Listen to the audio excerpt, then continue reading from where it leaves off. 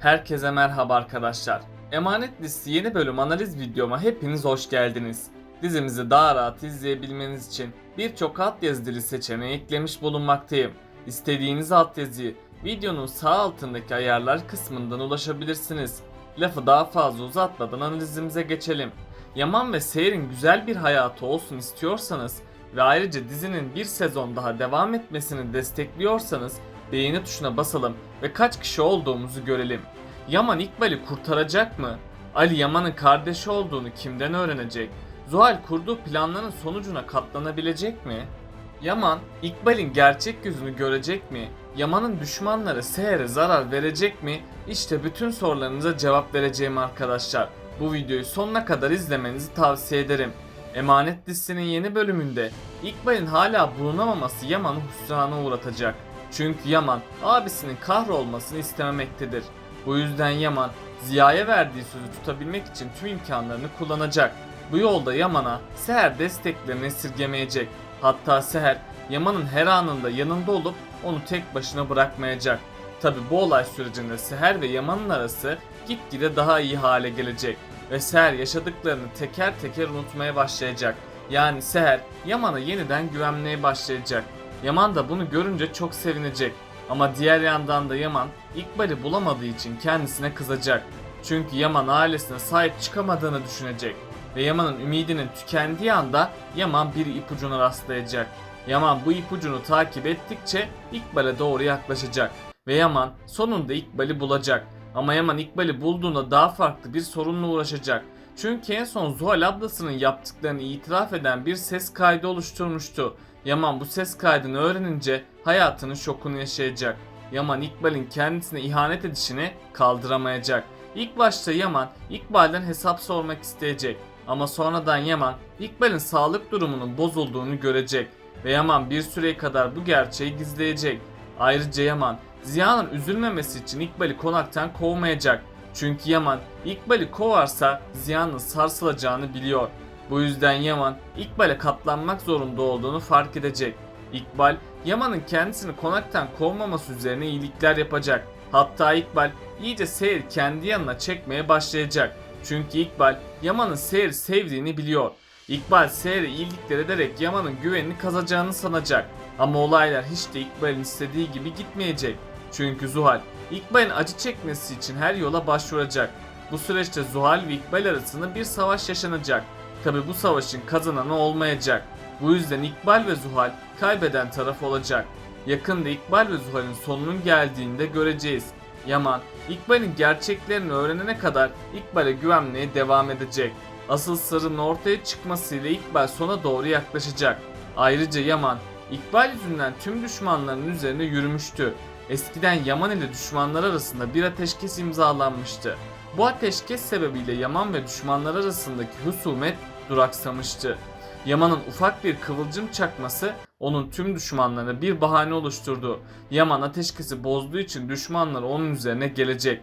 Yani bundan sonra Yaman ve Seher'e daha zorlu günler bekliyor. Çünkü Yaman'ın düşmanlarının gelmesiyle herkesin hayatı aniden değişecek. Bu kişilerin katılması Seher ve Yaman'ın aşkına zarar verecek.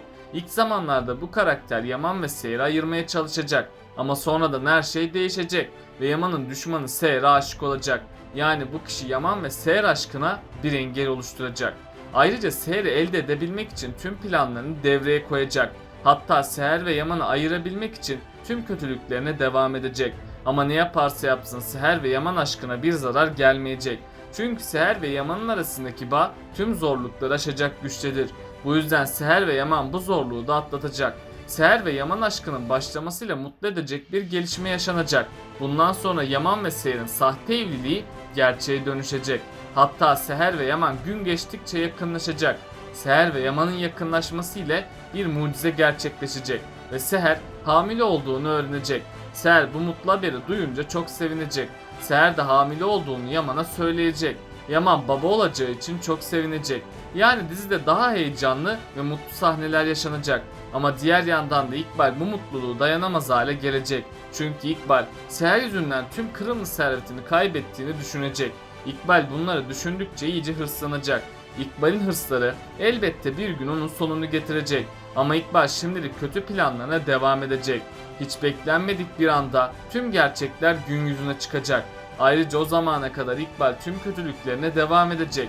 İkbal ilk olarak yeniden Seher ve Yaman'ı ayırmayı planlayacak. Çünkü İkbal onları ayırırsa tüm hakimiyeti ele geçireceğini sanacak. Bu sebeple İkbal adım adım planlarına ulaşmak için çabalayacak. Ama Bahçıvan İkbal'in kötülüklerine şahit olacak ve Bahçıvan yazı yazmayı öğrendiği gibi Yaman'a gerçekleri yazıp verecektir. Böylece İkbal'in sonu da gelmiş olacak. Yaman gerçekleri öğrendiği gibi hayatının şokunu yaşayacak. Çünkü Yaman İkbal'e güvendiği kadar kimseye güvenmemişti. Yaman bunu hatırladıkça iyice sinirlenecek ve Yaman İkbal'in hainliklerinden dolayı ona en ağır cezayı verecek. Tabi Yaman bununla da yetinmeyip İkbal'in cezaevine girmesini sağlayacak. Arif Baba da Ali'nin durumuna çok üzülecek ve Arif Baba yıllardır gizli olan gerçeği açığa çıkarmaya çalışacak.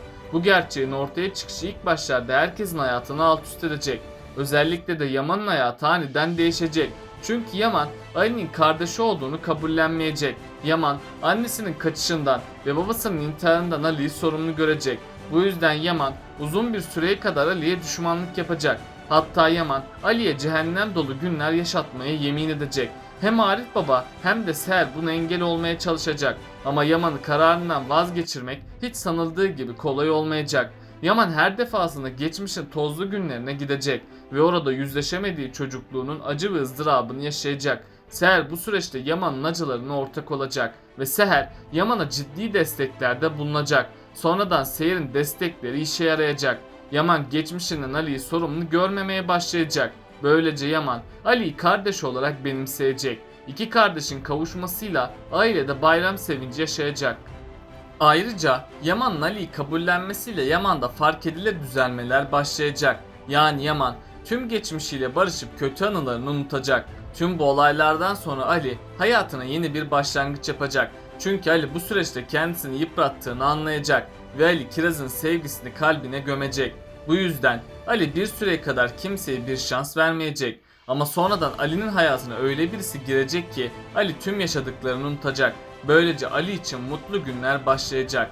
Neslihan da Bora'ya aşık oldu. Bu yüzden Neslihan Bora'ya güvenmeye devam edecek. Eğer Neslihan Bora'ya güvenmeye devam ederse bu onun sonu olacak. Çünkü Bora Neslihan'ı unutamayacağı bir ders verecek. Neslihan ise bu yaşadıklarını kaldıramayıp ciddi bir travma yaşayacak. Fırat ise Neslihan'ın en zor zamanlarında onun yanında olacak. Hatta Fırat Neslihan'ı asla yalnız bırakmayacak. Sonradan Fırat Neslihan'ın aşkını itiraf edecek. Neslihan da zamanla Fırat'tan hoşlanacak. Neslihan Fırat'ın kendi hayatına girmesiyle şanslı olduğunu düşünecek.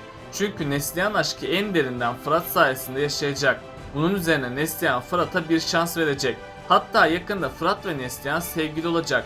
Ama Bora da Fırat ve Neslihan'ı ayırmak için kötülüklerine devam edecek. Çünkü Bora Neslihan'a yaptıklarından dolayı pişman olacak. Bu sefer Bora Neslihan'ı kazanabilmek için çabalayacak. Neslihan ise artık Bora'ya güvenmeyecek. Yani Neslihan Fırat'a bir şans verecek. Peki sizce İkbal yaşadıklarından sonra tavırları değişecek mi? Aşağıda yorumlarınızı bekliyor olacağım. Böylelikle bu bölümümüzün de sonuna gelmiş bulunmaktayız arkadaşlar. Beni desteklemek için yorum atmayı, videomu beğenmeyi ve kanalıma abone olmayı unutmayın arkadaşlar. Kendinize çok iyi bakın.